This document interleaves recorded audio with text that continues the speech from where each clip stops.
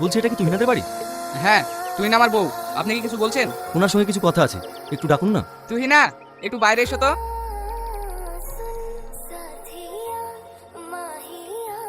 হ্যাঁ বলো।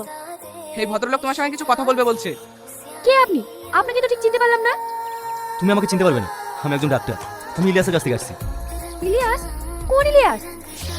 বাহ তুহিনা বাহ, যে ইলিয়াস তোমাকে কিডনি দিয়ে নিজের বাড়ি বিক্রি করে তোমার জীবন বাঁচিয়েছে, আজ তুমি তাকে ভুলে গেছো? কি আবল তাবল কথা বলছেন আপনি? হ্যাঁ আমি ঠিকই বলছি, তোমার স্ত্রীকে একটা ছেলে পাগলের মতো ভালোবাসতো, সে আজ মৃত্যু সজ্জায় শুধু তোমার স্ত্রীর কারণে। কিডনি দেওয়ার পর তার ফুসফুসে ক্যান্সার হয়েছে। এই কি বলছেন আপনি বাবু? ইলিয়াসের ক্যান্সার হয়েছে? হ্যাঁ, সে শুধু দিন রাত তোমার ছবি দেখার কান্না করে। তাই তোমার কাছে হাত জোড় করে বলছি, তুমি একবার ওর সঙ্গে দেখা করো, ও যেন শান্তিতে বাঁচতে পারে। তুহিনা, এত কিছু হয়ে গেছে, তুমি আমাকে একবারও বলার প্রয়োজন মনে করোনি? যে তোমার জন্য এত কিছু ত্যাগ করেছে, তাকে তুমি কেন ছেড়ে দিয়েছো?